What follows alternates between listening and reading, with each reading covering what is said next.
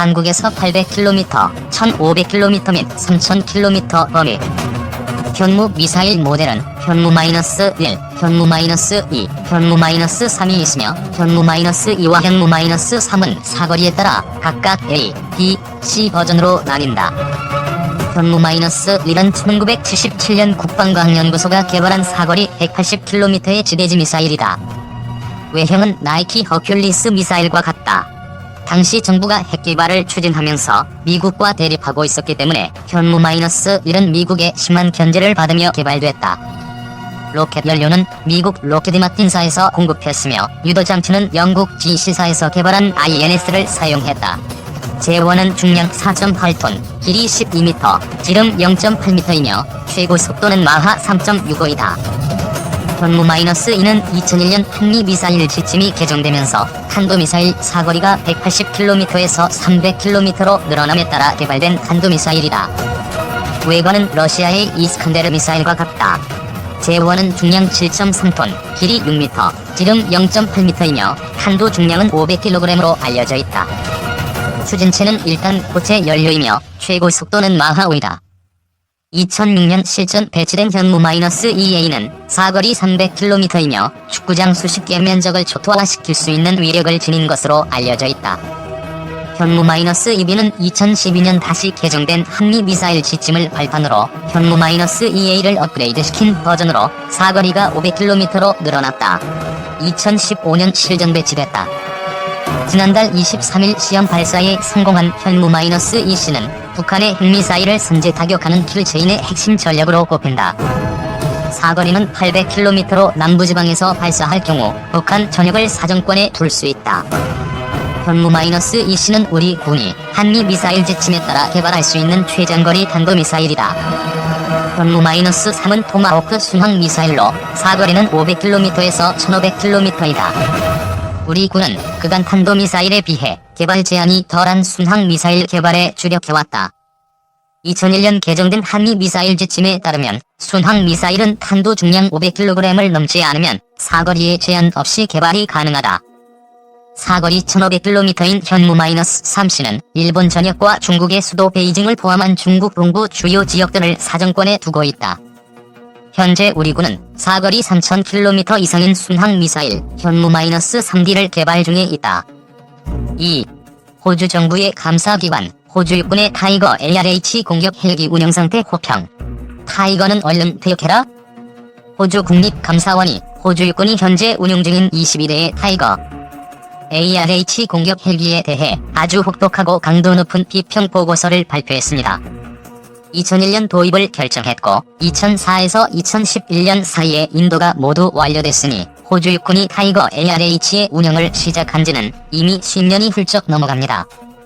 그러나 타이거 ARH는 아직도 호주 정부가 구매 시 기대했던 원래 능력치에 한참 모자라는 상태라고 합니다.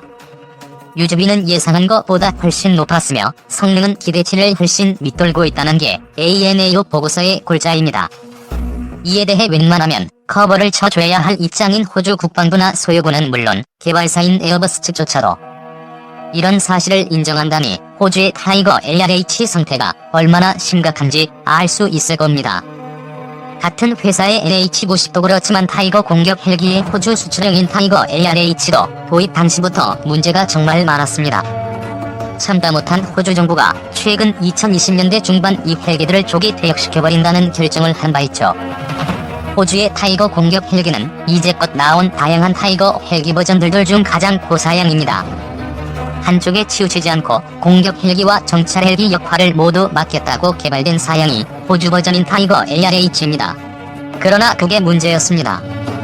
ANAO는 호주 육군의 타이거 ARH가 여전히 미성숙한 플랫폼이라는 결론을 내렸습니다. 도입된 지 10년이 넘어가는데 아직도 미성숙이면 64쪽에 달하는 이 ANAO 보고서에는 타이거 ARH와 관련한 세세한 문제점들이 모두 망라돼 있습니다.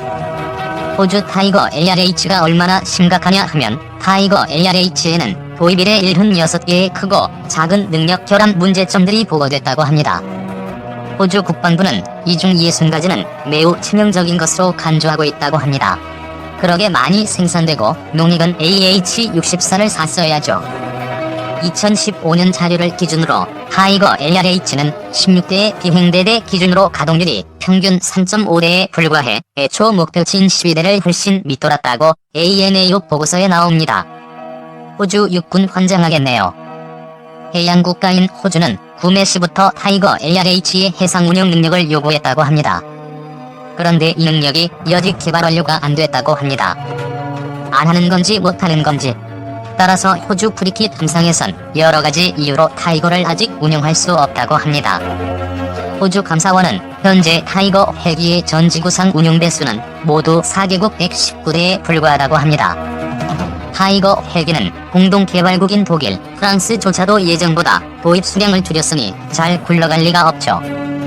운영 대수가 이렇게 적으니 개발 극초기에 도입을 덥석 결정한 호주 육군의 타이거 헬기 역시 유지비가 치솟는 거 당연하다고 보고 있습니다. 적게 양산된 플랫폼이니 부품 단가가 비쌀 밖에요. 호주 측은 애초에 2004에서 2019년 사이 고정가 기준으로 타이거 LRH의 유지 비용을 호주 달러로 5.71억 불로 예상했다고 합니다. 그러나 올해인 2016년에 이미 운영 유지비가 호주 달러로 9.21억 불을 훌쩍 넘었었습니다. 비행시간당 유지비는 2만 달러를 예상했는데 2016년 현재 3335달러라고 합니다. 타이거 LRH는 아직도 호주 육군의 광역 네트워크와 교신할 능력이 없다고 합니다. 이는 데이터링크의 결함으로 보입니다.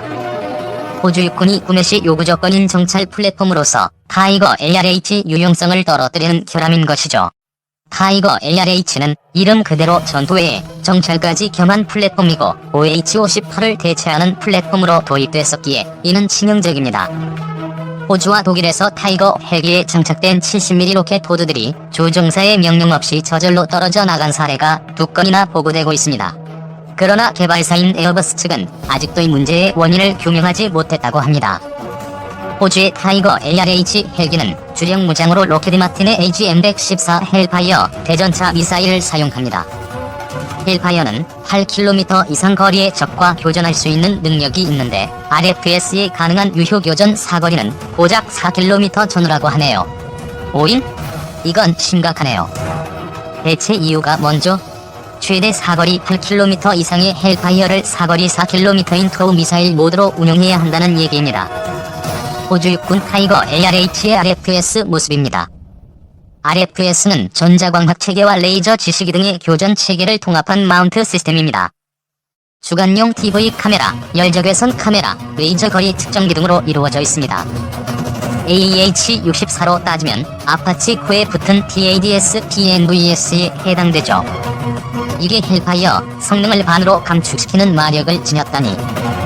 위에서 말했다시피 호주 감사국의 타이거 LRH 관련 신랄한 비판 보고서에 대해 호주 국방부와 호주 육군도 이런 사실을 인정하고 업그레이드나 개수의 필요성을 인정했습니다. 그러다 결국 지금 당장 타이거 헬기 모두 퇴역시키고 AH-64나 AH-1Z를 도입하자는 얘기도 나오는가 하면 2020년대 중반 조기 퇴역시키자 라는 얘기가 호주 내부에서 나오는 것입니다. 물론 이에 대해 에어버스 측도 할 말은 있는가 봅니다. 에어버스는 호주의 타이거 LRH 프로그램상 이제껏 문제점들을 인정은 하지만 ANAO 보고서가 이를 해결하기 위한 에어버스와 호주 양측 간 노력으로 인해 상당한 진전이 있었다는 사실을 간과했다고 불평을 했다고 합니다. 에어버스는 올해 5월에는 업그레이드만 거치면 앞으로 이상 없다고 말하고 프로그램을 변호했습니다만 호주 측은 그냥 무시하는 분위기입니다. 참고로 올해 2월 발간된 2026까지 투자계획이 반영된 호주군 측 백서에는 2020년대 중